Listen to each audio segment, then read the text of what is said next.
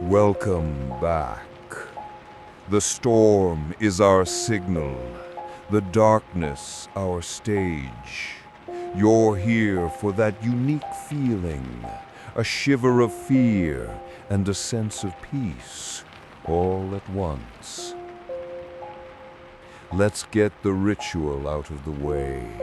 Subscribe and hit the bell to join every gathering. Like this video if the tale haunts you. Comment with your deepest fear. Your participation fuels the nightmares. There's no more time to waste. We begin now.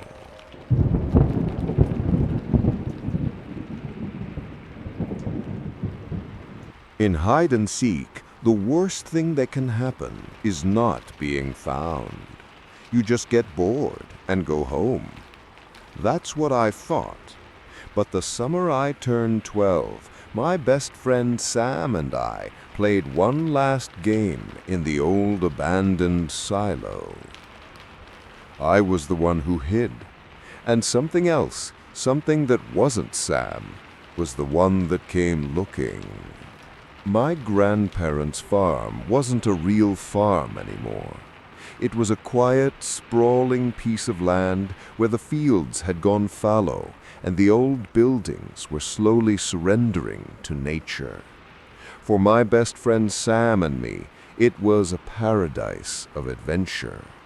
The most forbidden, most magnetic place on the entire property was the old grain silo. It was a 100-foot-tall, windowless concrete tube that stood like a forgotten tombstone against the flat Kansas sky. Our parents had one unbreakable rule: stay away from the silo. They said it was structurally unsafe, but we knew the real reason. We knew the local story, the story of the Hollow Man. They said a farmhand had fallen from the top decades ago, and his spirit was trapped inside. They said if you were inside and made a sound, a perfect, hollow echo of your voice would answer back from the darkness. It was the last week of summer, the air thick and heavy with the promise of a coming storm. We were bored, and when two 12-year-old boys are bored, they get stupid. "One last game," Sam said, his eyes glinting with a familiar, reckless light. "The ultimate game of hide and seek, inside the silo. We've never done it before." I was terrified, but the thought of backing down from a challenge from Sam was even worse. We snuck over to the silo. The heavy metal door groaned open with a sound like a dying man, revealing a circle of profound, cool darkness. The air inside smelled of dust, rust, and something else, a faint, dry, almost papery smell, like a wasp's nest. "Okay," Sam said, his voice instantly becoming a flat, deadened echo in the strange acoustics of the place. "I'll count to 200. No leaving the silo. That's the only rule." He covered his eyes, leaned against the curved wall, and began to count, his voice a repeating ghostly echo. 1, 2, 3. I ran. I scrambled up a rusty access ladder to a rickety wooden catwalk about 30 feet up. I found a spot at the far end, behind a large defunct piece of machinery, and squeezed myself into the shadows. From my hiding spot, I could see the small, bright circle of the open doorway far below. I listened to Sam's voice, each number a strange two-part harmony with a tone echo. He finally reached the end. 200. Ready or not, here I come. His voice echoed up from the darkness below. I held my breath, a grin on my face. This was the best hiding spot ever. And then I heard it again. a different voice, a dry, whispering, impossibly perfect echo of Sam's voice, but not from the bottom of the silo where he stood, but from the inky, absolute darkness at the very top, far above my head. Ready or not, here I come. My blood went cold. I flattened myself against the wall, trying to make myself as small as possible. The silo was no longer a game. It was a trap. There were 3 of us in here now. I could hear Sam's footsteps on the concrete floor below, the crunch of old, dried grain husks under his sneakers. "Jake, I'm gonna find you!" he called out, his voice a nervous taunt. And from the darkness above, the whisper answered, a perfect mimicry. "Jake, I'm going to find you." "Who's there?" Sam yelled, his bravado gone, his voice now tight with fear. "This isn't funny." "Not funny?" the whisper echoed back. I stayed frozen in my hiding spot on the catwalk, my mind a screaming chaos. This was the Hollow Man. It was real, and it was playing our game. I listened as Sam's frantic footsteps moved around the silo's ground floor. He was getting scared, realizing he wasn't alone. "Okay, Jake, game's over. I give up," he yelled. Then came a new sound, a soft, dry, dragging noise. It was coming from above, from the same direction as the whispers. It was the sound of something moving on the high metal beams near the silo's roof. Something light, something patient. I risked a peek. I looked up into the darkness, and I saw it. A silhouette, a shape that was a darker black against the lesser black of the silo's interior.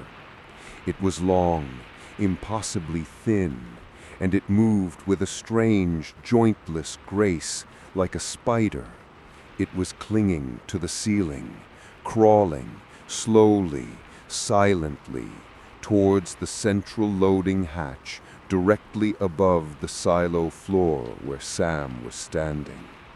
"Jake, where are you?" Sam cried out, his voice a panicked plea. He was looking up now, his eyes wide with terror, finally realizing the whispers were coming from above. The creature on the ceiling stopped moving. It was perfectly positioned over him. A long, thin, stick-like arm, far too long for a human, slowly unfurled from its body.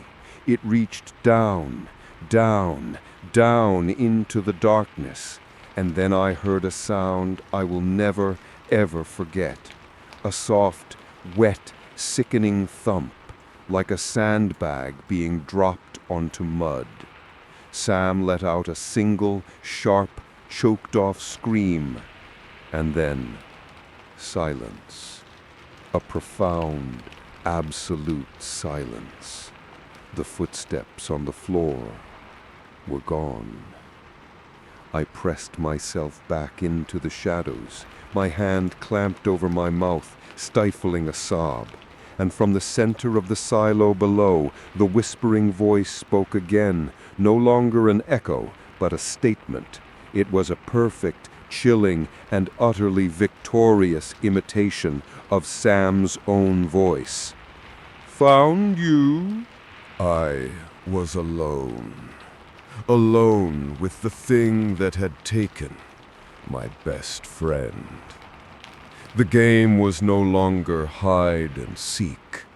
It was a hunt, and I was the only prey left. I stayed in my hiding spot, not daring to breathe, my body trembling uncontrollably. I didn't hear the creature move. There was no dragging sound, no footsteps, just a sudden, new, and terrifying presence. The dry, papery smell from before was now strong, overpowering. It was coming from the other end of the catwalk I was hiding on. I slowly, cautiously peered around the edge of the machine. It was there, standing at the far end of the narrow wooden walkway, blocking my only way back to the ladder. The hollow man. It was hunched over, its long, thin limbs bent at impossible angles. I couldn't see a face, just a smooth, pale, ovoid shape where a head should be. It wasn't looking at me. It was looking down at something it was holding in its long, stick-like fingers. It was Sam's red baseball cap. It raised the cap to its face and made a soft, inquisitive sound. And then it spoke in a perfect, flawless imitation of Sam's voice, a voice full of a false, cheerful innocence. "Hey, Jake, I found a great hiding spot up here. You should come see." It knew I was there. It was toying with me, using my friend's voice as a lure. I didn't move. I didn't make a sound. The creature stood there for a long, agonizing minute. Then it dropped the hat. It slowly turned its blank, featureless face in my direction, and it whispered, in that same dry, rustling voice, "I see you." It took a slow, jerky step towards me on the narrow wooden walkway. It wasn't going to drag me to the ceiling. It was just going to walk over and push me off. I did the only thing I could. I scrambled over the rusty railing of the catwalk and started to climb, hand over hand, up the slick, curved concrete interior wall of the silo, my sneakers finding impossible little holds in the crumbling surface. I could hear it behind me, its dry, papery limbs scraping against the concrete, moving with an unnatural, insect-like speed. I didn't look back. I just climbed, driven by pure animal terror, towards the only source of light, the small circular escape hatch at the very peak of the silo's roof. I reached the top, my fingers raw and bleeding. I threw my body at the heavy, rusted metal hatch. It wouldn't budge. I was trapped at the top of the world in a concrete tomb, with the monster just a few feet below me. I could hear its dry, rasping breath now. I turned my back against the hatch and looked down. It had stopped climbing. It was clinging to the wall about 10 feet below me, its blank, pale face tilted up at me. It wasn't attacking. It was just watching me, waiting. And then it started to speak. But it wasn't a whisper anymore. It was in Sam's voice, loud and clear, echoing through the vast, empty space. And it was counting. 1, 2, 3. My blood ran cold. It wasn't just playing our game. It was restarting it with new rules. Rules where I was always the hider and it was always the seeker. Forever. As it counted, I made one last desperate attempt. I wasn't trying to open the hatch. I was trying to break it. I found a loose piece of rebar sticking out from the crumbling concrete and began to hammer at the rusted hinge of the hatch. The loud clang, clang, clang, a frantic, desperate rhythm against the creature's slow, steady count. 48, 49, 50. The hinge groaned. The rusted metal began to bend. 98, 99. With a final agonized screech of tortured metal, the hinge broke. The hatch, freed from its ancient prison, slid off the roof and disappeared. I was hit by a blast of fresh, clean, beautiful air and the sound of distant, rumbling thunder. I didn't hesitate. I pulled myself up and out onto the silo's domed roof just as the creature's voice from inside shrieked the final number. 200, ready or not? I scrambled down the outside of the silo's roof and jumped the last 15 feet, landing in a painful heap in the soft dirt. I ran through the farm fields as the storm finally broke, the cold rain washing the dust and the fear from my skin. I didn't look back. They found Sam the next morning, wandering in the woods a mile from the farm. He had a concussion and a severe case of amnesia. He had no memory of the silo, of our game, of anything after we had hopped the fence. The official story was that he must have fallen from the ladder and gotten spooked. I never told anyone the full truth. Who would believe me? But I know what happened, and I know the Hollow Man is still in that silo, patiently waiting. Because a few years ago, a group of urban explorers posted a video online. They had broken into the old silo at my grandparents' farm. The video is mostly just dark and shaky, but right at the end, you can hear one of them yell out, "Hello!" And from the darkness, a voice, a perfect hollow echo of the explorer's own, answers back. But it doesn't just say hello, it says, "Ready or not?"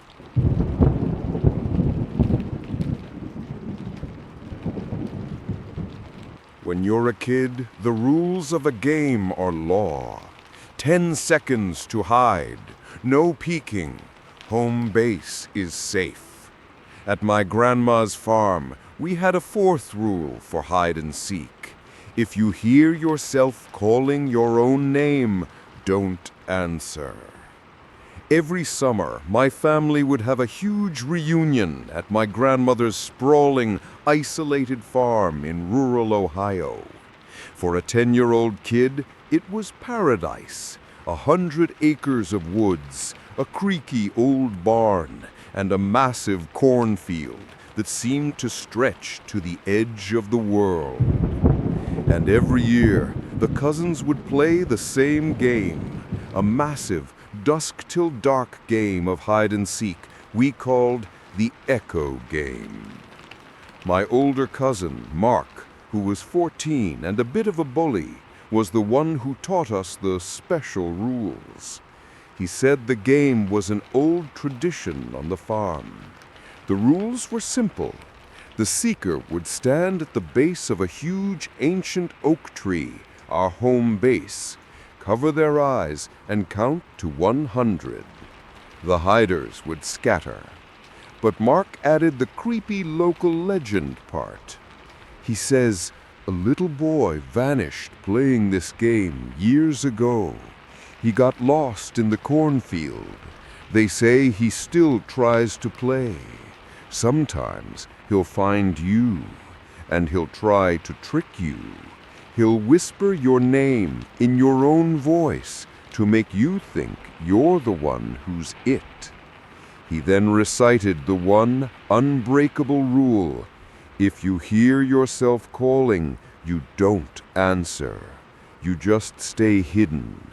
It's how the echo knows it hasn't found you yet. We all thought it was just a spooky story to make the game more exciting. This year, it was my turn to be the seeker first.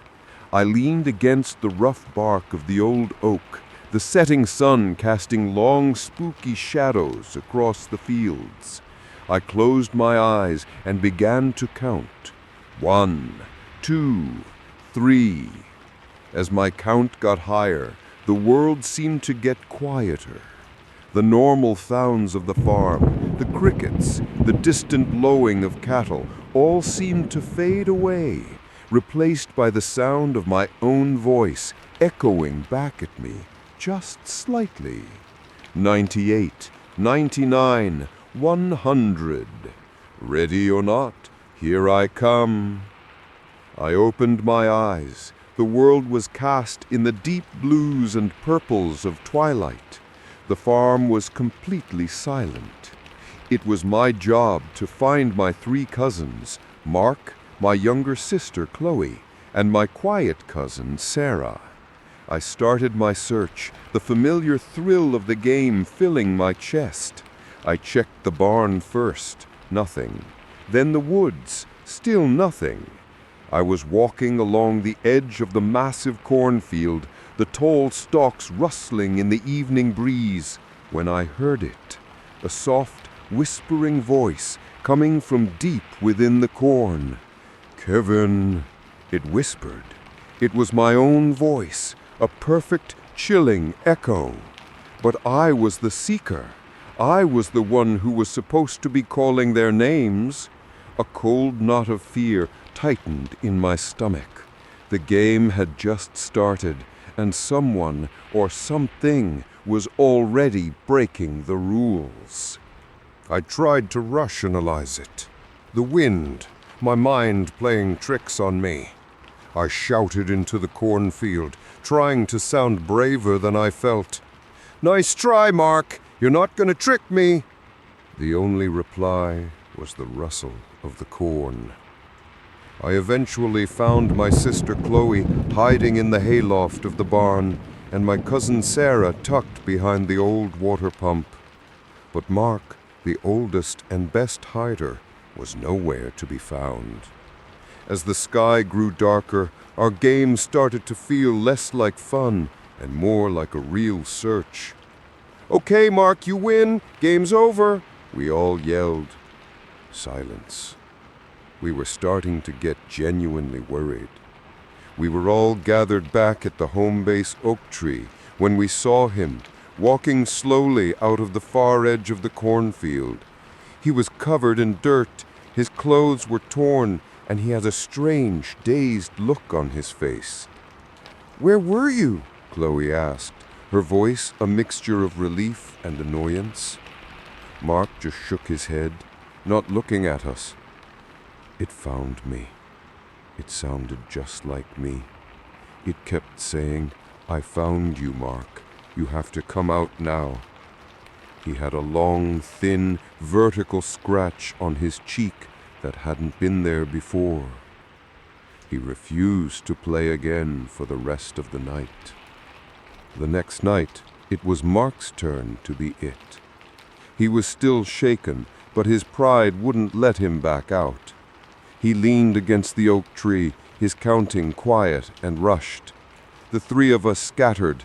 I found the perfect hiding spot, a small hollowed-out space under the roots of a fallen tree at the edge of the woods. It was dark, cramped, and smelled of damp earth. I waited, listening. I could hear Mark's distant calls. "Ready or not?" Then silence. Minutes stretched into an eternity. I heard a rustling in the leaves just outside my hiding spot. I held my breath. And then I heard a voice, a perfect imitation of my sister Chloe's voice, whispering my name. "Kevin, is that you? I'm scared. Let's go back to the house." It was a perfect lure, but I knew Chloe was a great hider. She would never give up her spot.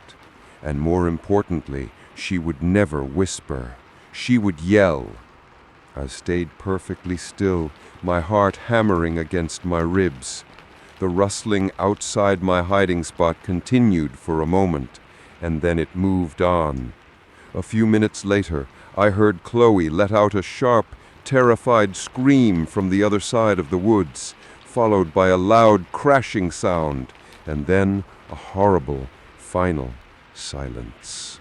I scrambled out of my hiding spot and ran towards the sound of the scream. I found my cousin Sarah already there, standing at the edge of a deep, dry creek bed. At the bottom, lying in a twisted, unnatural position, was Chloe. Her leg was clearly broken. "I heard her call for me," Sarah sobbed, pointing a trembling finger into the woods. "It sounded just like you, Kevin. She said you were hurt and you needed help." It had used my voice to lure Sarah away, and then used Sarah's presence to lure Chloe out of her hiding spot. This wasn't a game. It was a hunt, a coordinated, intelligent, and deeply malevolent hunt. Mark finally came running, his face pale. The game was over. We managed to get Chloe back to the farmhouse, carried between me and Mark. My parents rushed her to the hospital. The adults dismissed the whole thing as a terrible, tragic accident, a kid falling in the dark. They didn't listen to our frantic, terrified stories about the voices, about the echo. But Mark and I knew we were the only ones left who understood the rules. The next night, Mark found me by the barn. His face was grim. "It's not finished," he said. "It didn't get a real find. It's still hunting. It's still it."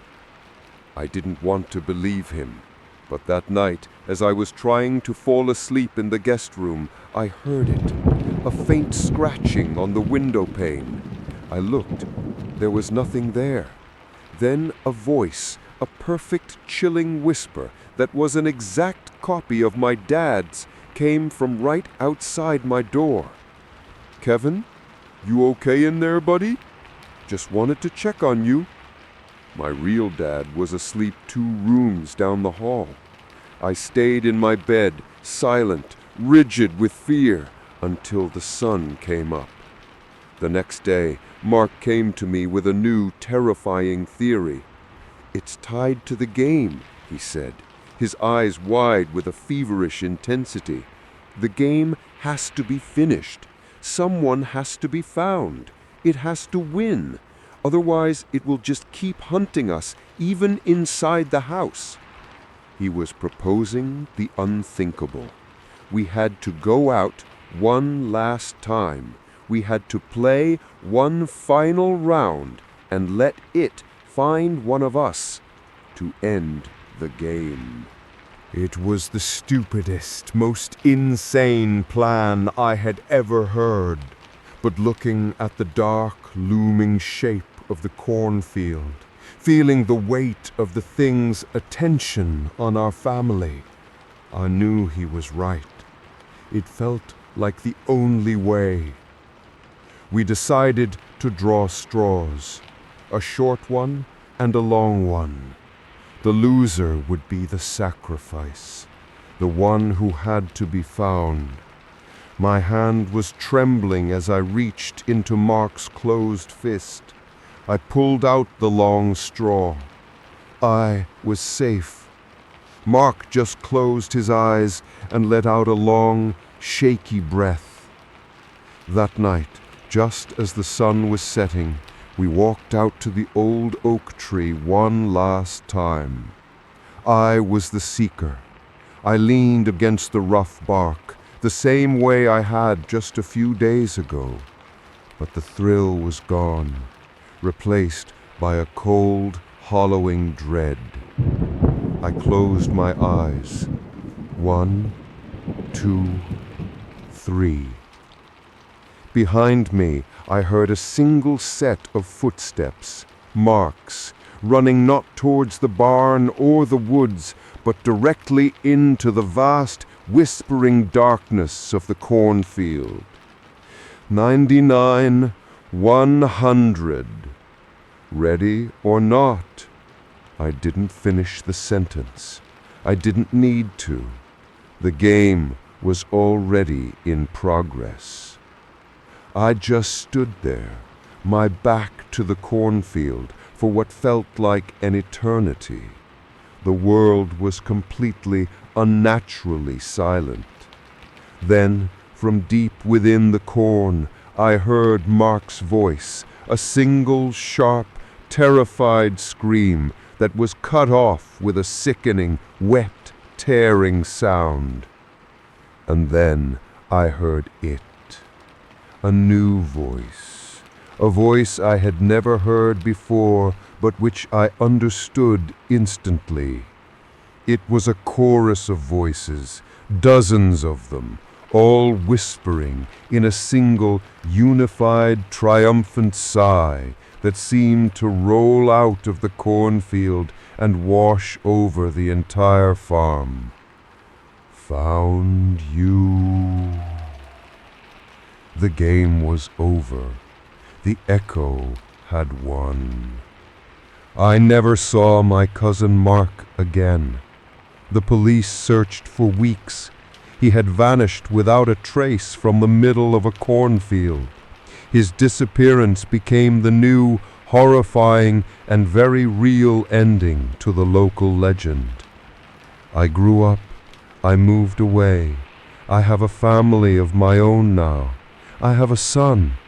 I thought I had left the farm and the echo behind me. But sometimes, late at night, when I'm checking on my sleeping son through the baby monitor, I'll hear it, a faint whispering sound cutting through the static, a voice I haven't heard in 20 years, the perfect, chilling sound of my own 10-year-old voice whispering the same patient, endless words. Ready or not, here I come.